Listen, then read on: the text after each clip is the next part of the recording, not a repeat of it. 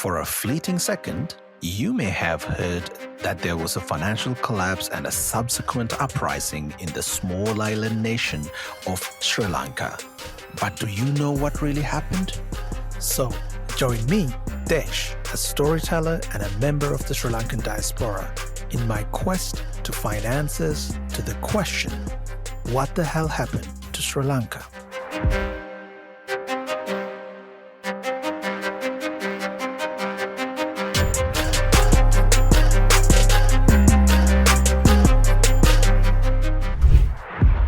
Welcome to the third installment of What the Hell Happened to Sri Lanka. In our previous episode, we explored Sri Lanka's long-standing war that stretched out civil conflict to almost 3 decades. Now, in this episode, we want to look into the other buzzword that has been associated with the island nation, the economy. In May 2022, Sri Lanka defaulted on its debt for the first time in its history, with a total outstanding debt of $51 billion. It was the worst economic crisis the country would see in 7 decades. This meant that the government no longer had foreign reserves to be able to pay off its loans. But the problem didn't stop there. A shortage of foreign currency meant that the country did not have the resources to purchase essentials such as fuel, which not only powered vehicles but also is the main source of electricity in the country. This affected medicine and food. Mile-long fuel queues, hours without electricity, and empty shelves have been a common sight for Sri Lanka's population of 22 million people. How did one of Asia's fastest-growing economies end up here? I think that the country was pushed beyond limits. And let me put it this way, a crisis that was in the making for years finally erupted in the last 2.5 years. There were specific reasons for that, specific decisions that this government toppled the country over the edge for sure. But this is not something that is surprising. It is a complex problem and there's no really one cause or one perpetrator. But if you look at especially the last 2 years, right, there were decisions that were taken by the current government and the ex-president Gotabaya Rajapaksa, which exacerbated the situation. This economic crisis has been brewing for some time. There were so many experts and economists who predicted this, who advised the government to change its course, to be more prudent with fiscal decisions. But their pleas basically went unheeded. Many analysts and pundits in economy say that it's mismanagement of the economy, and they would even say it's related to a large public sector. And then some would say that it is the granting of or obtaining of foreign loans from China and several other countries. We rarely see those who have been involved in large-scale corruption activities being prosecuted or being held accountable for these actions.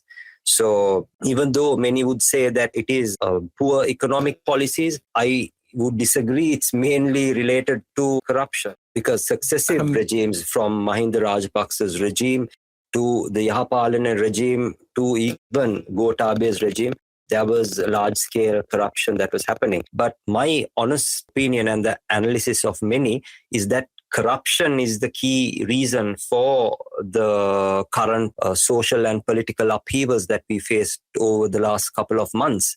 So we saw Gotabaya Rajapaksa was forced to resign. But to understand Sri Lanka's economic crisis for what it is today, it is important we look back at the past with its creditors and investors. I talked to researcher Sarala Emmanuel about the sovereign bond investment. This was when Sri Lanka would invest in its first international sovereign bond in 2007, just before, in 2008, the global financial crisis crippled the entire world's economic systems. In 2015, Sri Lanka struggled with its largest reported financial scam, causing a loss over $11 million. It was called the bond scam. What was the bond scam? Arjuna Mahendran, was elected as the governor of the central bank in 2015. His son-in-law, Arjun Aloysius, worked in the perpetual treasuries, which were the primary dealers involved in the scam. In 2020, the former governor of the central bank Sri Lanka, Ajit Naval Cabral, would point to the current president, Ranil Wickremesinghe, as the brainchild behind the operation. In 2022, Sri Lanka was supposed to pay out about $7 billion in interest and debt repayment, but has less than $3 billion in its reserve. I asked Sarala for more. Sri Lanka has been in a kind of loans, credit, debt-based economy since the late 70s, right? I think this current negotiation with the IMF is a 17 kind of agreement. So we have a history of this being kind of the way how the Sri Lankan economy has functioned. But I think investing in kind of global financial markets through international sovereign bonds, like started in 2007. So the oldest one from what information we could gather was in 2007. And then it now is 47% of our debt is from market borrowings, right? It is not China, it is not Japan, it is not the World Bank, it is not India, it is market borrowings. So it kind of increased exponentially from what we have gathered. The kind of money that came in also went to kind of service other debt. It never kind of generated or it didn't generate or was invested to create income or even foreign remittances. It was just like servicing the whole debt cycle of the country. So that's what I can say about that. And this came up, I think, if I am not mistaken, in 2015. It was called the bond scam. The head of the central bank then, who was appointed by the current president, Arjuna Mahendran, had legal cases against him for kind of completely misusing funds of the central bank. So there is a history of this kind of playing in these global markets through issuing bonds, and there are obviously people in Sri Lanka also who are making huge profits out of that. And then there's the whole lack of accountability of these huge kind of companies, conglomerates, who have been kind of the other side of the bonds, right? Those who have been investing in the bonds. And from what we found out, BlackRock is one of the biggest kind of investors who are holding Sri Lankans bonds now, or we have to repay. Ashmore Alliance, HSBC, JP Morgan, Chase. So like they're like big multinational financial companies, right? And I don't know how a small country like Sri Lanka is going to be able to negotiate any kind of fair deal with such, they're not countries, it's not going to be a bilateral government-to-government agreement. They're huge kind of faceless, nameless companies. So that's one of the reasons why we are here where we are.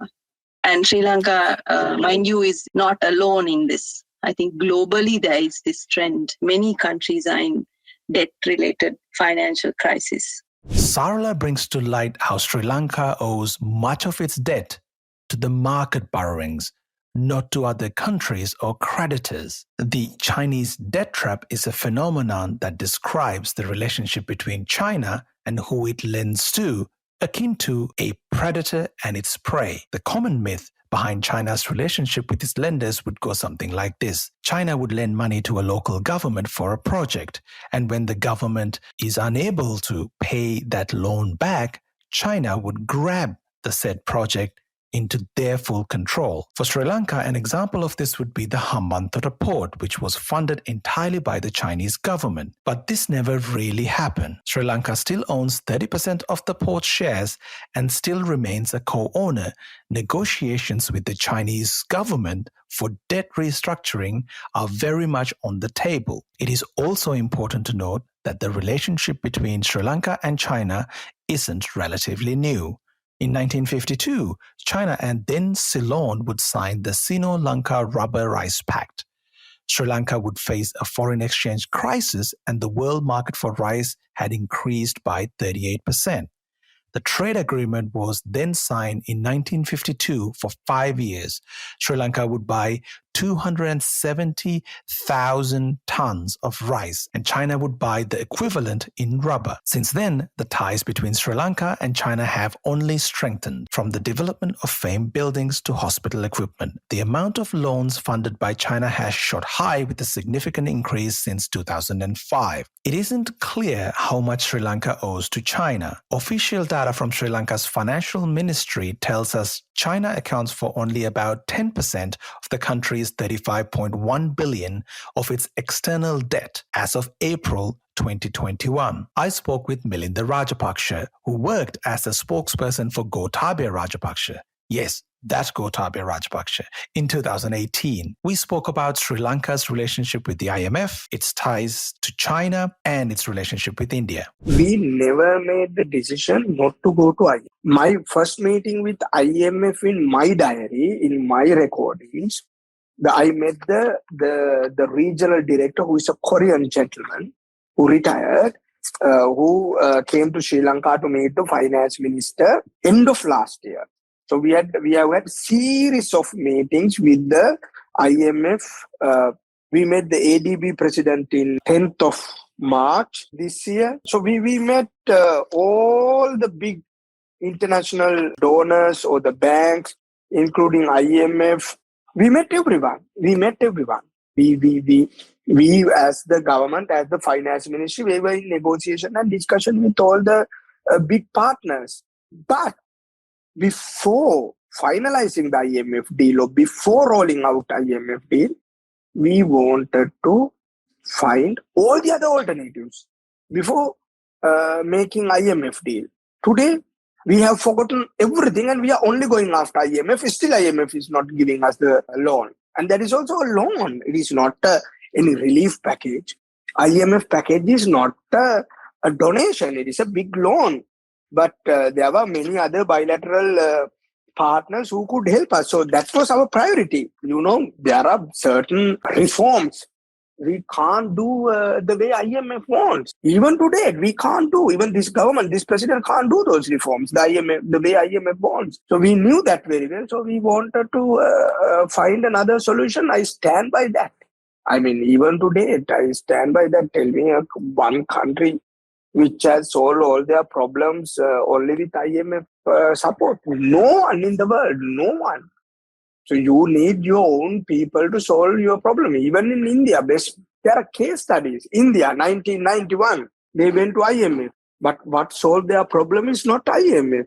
The other local solutions, Manmohan Singh and the government came out at that time. That's the most recent story we can find in our region. Yeah, so I think we were in the right path. Same time, we were from the other side, we were discussing with IMF actually. April 2nd week, our meeting with World Bank and the IMF officials were cancelled because first week of April, the protesters attacked President House and the government, the ministers decided to resign from their positions. So finance minister couldn't go to Washington. Still in my computer, in my emails, I have the finalized, approved agenda between the finance minister and the Sri Lankan ambassador in Washington, His Excellency Mahinda Samarasinha, with the president of World Bank and the senior staff members of IMF. That is the first day. And the second day with the officials of the treasury. Yeah, we were doing everything possible. So 5 billion were guaranteed by India. We had received 2.5 billion by then. At the moment, this country is running from rest of the 2.5 billion given by India. At the moment, most of the things are coming from that credit line. That is why we are still surviving. No one else has given us single dollar, single rupee. We must be very thankful to India. And the other 2 billion was approved by China. That is the day our ambassador in China, Dr. Palita Kohana, announced it from Beijing, saying that the other 2 billion is approved from Beijing. And as soon as the government resigned, Beijing took it back. So we never got that 2 billion. We never received that 2 billion. And today we are struggling with all these dramas for what? 2.9 billion from the IMF. That's also going to be delivered over a long period of time, step by step. But that 2 billion was in our hand from China. Sri Lanka is facing the worst economic crisis in over 70 years, according to the country's central bank. It reported that prices of fresh fruit, wheat, and eggs nearly doubled, causing inflation to reach a shocking 70% last September. Additionally, the cost of transport and essentials like electricity and water shot up even faster. Last year, Sri Lanka's economy contracted by 7.8%, and the country couldn't pay its foreign debt for the first time since gaining independence from the UK in 1948. What's more, Sri Lanka owes about $7 billion to China and around $1 billion to India. Both countries agreed to restructure the loans, giving Sri Lanka more time to repay them. And to help address the economic crisis, the International Monetary Fund, IMF, approved a $3 billion loan to Sri Lanka on March 20th, 2023. The Central Bank of Sri Lanka predicts that the economy will shrink further 2% this year but expand by 3.3% in 2024. There are claims about the economy slowly stabilizing since the chaos of 2022, but with so many factors at play in governance, only time will tell. In 2019, the Gotabaya Rajapaksa administration introduced tax cuts to the entire country by adding a value-added tax of 8 to 15%. Then the pandemic hit, making it impossible to make up for the losses in revenue. To add insult to injury, the Gotabaya administration also imposed a chemical fertilizer ban across the island in an attempt to drive organic agriculture.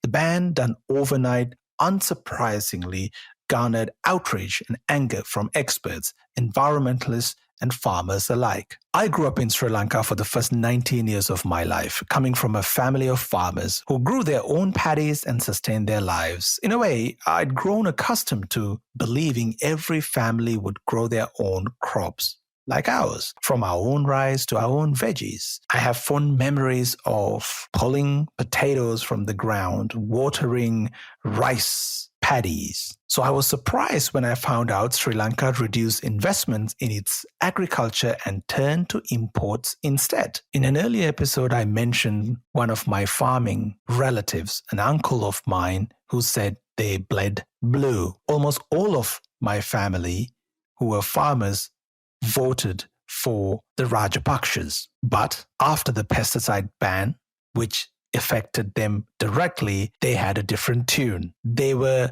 completely caught off guard. Their livelihoods were at stake. And one of my uncles told me every time he turns the ground to plant a seed, he wishes nothing but a painful death to the Rajapaksas. This was quite shocking, as most of my family were pretty much pacifist. I talked to Sarla about her work to understand how the ban affected Sri Lankan farmers and the economy. We have such a strong imaginary connection roots to agriculture. I think whichever community you're from, land, agriculture, water, it's your imagined connection to the soil, right? If you are not in the capital city and you grow up somewhere else, that is part of your story of who you are. And it's the same for where I am in Batikalo. People are very closely, intimately connected with land and also with the lagoons and the fish and, livelihoods, culture, songs, histories of the war, everything is connected to that. So it's a very important part of who we are. And I think, of course, we do produce some amount of, we have an agriculture economy as well, but it's very small if you look at the GDP. I can't remember the exact percentage now, but it's quite small compared to what it was in the 50s and 60s. And the kind of agriculture we have also has been moving to cash crops, export crops, gherkins, various other kind of dole banana, sugarcane. And it's not, the priority is not nutritious food production for domestic markets, right? And we also started exploring and investigating and trying to find out what is happening with agriculture when the COVID lockdowns happen, and then also slowly with the economic crisis, right? And we realized that a lot of kind of basic food is imported, or even if it's made locally, there's a part of it which is imported, like even egg, something connected to the egg industry, something that is essential for the egg industry comes from outside. Even agriculture, all the fertilizer, pesticides comes from outside. right? And the seeds themselves, they are all GM seeds. So you have to buy it from big multinational companies. So whatever is there is also in that chain of agriculture production is very connected to global markets. So you can't just disconnect and grow your own food overnight. Exactly what happened when the ban on fertilizer was declared overnight, right? Because 2 harvests have got affected and reduced drastically because of lack of fertilizer. It also affected tea as well. Don't get me wrong. Theoretically, I think the whole world should be moving towards non-chemical fertilizer-based food production for our own bodies, for our own future. So I strongly believe that. But the thing is, if you've had 40 years of kind of working the soil and an agricultural economy that's been fed and poisoned on chemicals, it's going to take at least 5 years to 10 years to turn that around. I mean, I work with women's groups, not in my district, but in the neighboring district of Munaragala, who've been doing that. And they told us it took 5 years to actually get the soil back into kind of to be nutritious and for them to start growing food without using any kind of chemical fertilizers or pesticides. And these are small plots of land, right? So for me, it's kind of parallel to what would be needed to have a kind of political change in the country or even changing our economic model. It's like turning the soil from being like seeped and kind of used to chemical agriculture to and kind of an organic farming. It's going to be as hard and as slow and as carefully done. It cannot be done overnight. But political commentator Eranda Ginike, who is a pioneer in the social enterprise sphere in Sri Lanka and who worked as an advisor for Gotabaya Rajapaksa in 2022, sees it through a completely different lens. Now, the organic matter or the fertilizer matter. Now, again, that was a promise that was made in the manifesto. So there's a mandate, just like the tax cuts were mandated by 6.9 million people, making it organic. Organic farming. The word can mean a lot of things. We can say sustainable farming. Moving to a sustainable farming was mandated by majority of the people of Sri Lanka. And there were various measures that were taken towards that. Now, it's not a bad thing. It's a good thing, particularly in a place like Sri Lanka, where we have a chronic kidney disease crisis that's killing thousands of farmers every year. We have dedicated hospitals for dialysis in the agricultural regions in Polonnaru and so on. So, I mean, it's a human crisis in Sri Lanka, right, which started late 70s, early 80s. Over the last 30, 40 years, we have been dumping a lot of harmful heavy metals through these agrochemicals. And the entire agriculture is now dependent on the global agriculture chains. When we talk about this issue, nobody says it's a bad thing. They all say that it's a good thing. But then they say it should not have been done all at once. It should not have been banned like that. So, but what a lot of people don't know is that one of the very first meetings that President Gotabaya had in his presidency, soon after he was sworn in, was with the Ministry of Agriculture. There was the minister, the secretary, the additional secretaries, the DGs, the directors, the specialists, and they were all there. And they were discussing this issue. The decision was to reduce import of fertilizer by 30% in the first year, 2020, and then another 30% the next year, 2021. So the original plan was indeed a gradual step-by-step process. That was what was agreed. In the meantime, the local entrepreneurs would manufacture enough organic fertilizer. That was the plan. Then, when the president reviewed the plan, I think somewhere in October 2020, it was found out that instead of reducing it by 30%, the importers have imported more than 10% from the previous year, right? Instead of reducing it by 30%, they've increased it by some 10%. Can't remember the exact percentage. I have the figures with me. So the plan wasn't working, right? It was clear by that time the plan wasn't working. And if you really think about it, if you consider yourself as a social entrepreneur, but in the social enterprise world, we have this discussion, debate about that there are some issues in the world that you simply cannot solve gradually. I mean, you think about climate change. What is the biggest challenge? What is the biggest criticism when it comes to climate change? That there is no political will, that it's taking a hell of a long time.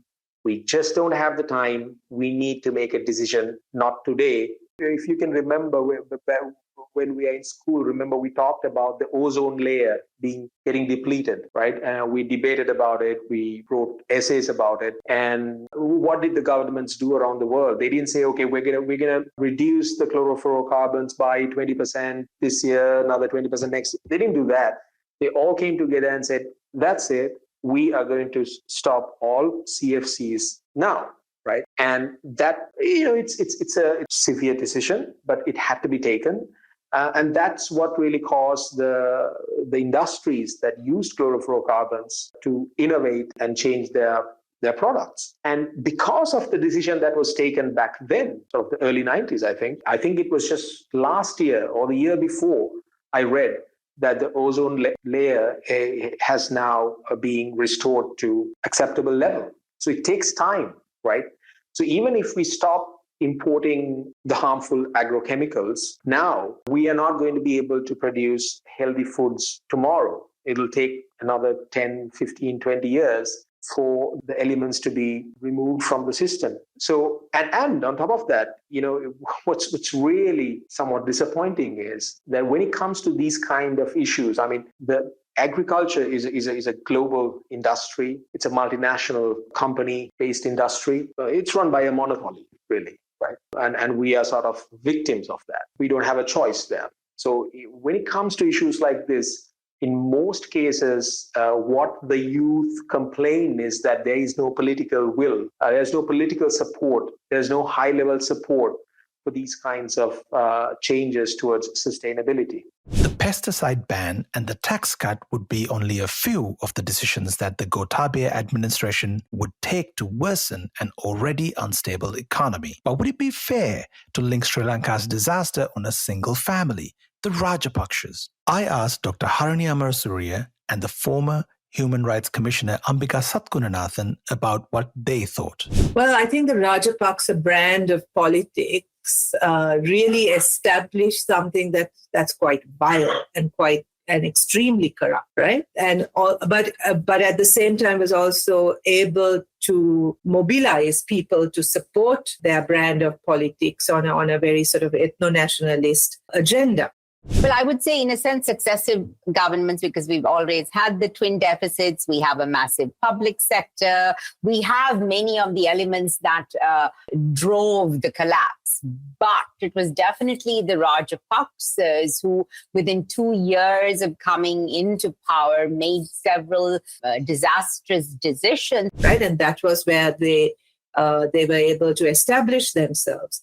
And there were characters in the family who, like Milinda Rajapaksa, who were extremely charismatic and extremely popular and, very good at what they did. It was a brand of politics that finally became so sort of corrupt. I mean, it was due to collapse. There was no way that it could be sustained. In 2015, you saw people drive them out in one election. But what followed was equally bad. I think what was unique about that is the Rajapaksas, of course, in Sri Lanka, we have patronage politics, which means many positions are held by people who are not qualified to hold them, but because they are part of or have connections to the regime of the day. So people forgave the Rajapaksas and brought them back. But then Gotabaya proved to be so incompetent that the whole sort of thing collapsed around him. So I do, the Rajapaksas are definitely very much, I think they symbolize this corrupt, exploitative political culture that we've had for the for ever so long. Take the agriculture policy that Gotabaya Rajapaksa unilaterally imposed on the country, where overnight he banned fertilizers in his drive to go towards organic green agriculture. Now, in principle, we all agree with the idea that reducing chemical use in agriculture and shifting to a more sort of green agriculture, more organic agriculture is good thing. But it's not something you do with like switching off the lights. You don't turn the chemical agriculture light off and turn on the organic agriculture light on sort of, within 24 hours. That's not how it works. But that's what he did. So that's one example. Then their fiscal policy, where as soon as he came into power, Gotabaya Rajapaksa came into power, he cut back on, he reduced certain taxes, ostensibly to reduce the cost of living on people, but that's not what happened. The tax cuts actually benefited certain selected financial and economic sectors. The benefits certainly didn't trickle down to the ordinary citizen. In that sense, for instance, the governor of central bank, that disastrous decision to appoint Nivad Cabral as the governor. So those were things that the Rajapaksas did, and the cronyism, the patronage, the refusal to listen to expert advice, because there were economists and others who were predicting this, but they chose not to listen to it. They made suggestions which they ignored. Then the central bank chairperson, the chair of the central bank, which was a political appointment, artificially maintained the rupee at a particular level, which led to all kinds of financial consequences, where overseas Sri Lankans who remit money back to the country simply stopped doing that, or stopped using the formal channels to send back their money, because it simply wasn't in their interest to do so. And this led to a huge collapse of it contributed to the financial crisis, because for so many years, the country's foreign remittances have been the sort of main source of foreign income, of dollars, of our foreign reserves. So when that stopped coming in, it created huge problems, which led to the debt crisis as well. So there were really stupid decisions that this government took against all advice, and stubbornly stuck to those decisions, despite anybody who had any sense telling them not to. And despite huge public resistance, they stubbornly stuck to those decisions, which precipitated this crisis. As I said, pushed the country over the edge. So I would say the root causes cannot be attributed to the Rajapaksas, but the collapse definitely, and not taking action to prevent the collapse despite experts warning them and providing suggestions. Definitely that responsibility lies with the Rajapaksas. But the main reason why we were not able to cope with all of this was because there has been over the years a sort of steady deterioration of the institutions and the systems that could have prevented such a crisis. Right? So that's why I said, yes, it's the definitely decisions taken by the Gotabaya Rajapaksa regime that created that pushed the country over the edge. But the crisis was a long time coming. With short-sighted policy, poor fiscal judgments, mixed in with some bad luck, the current crisis was a long time coming. While leaders have been blamed, and sometimes rightfully so, it seems there has been a resounding apathy stretching over their decisions, as though the country were watching a train wreck happen in slow motion. So if Gotabaya Rajapaksa was known to make questionable policy moves, how did he come into power? What were the conspiracies surrounding the election? In our next episode, we'll talk more about the worst terror attack Sri Lanka has seen its civil war, the Easter Sunday attacks, and the unforgettable presidential election that followed, with the Rajapaksa brothers coming back into power.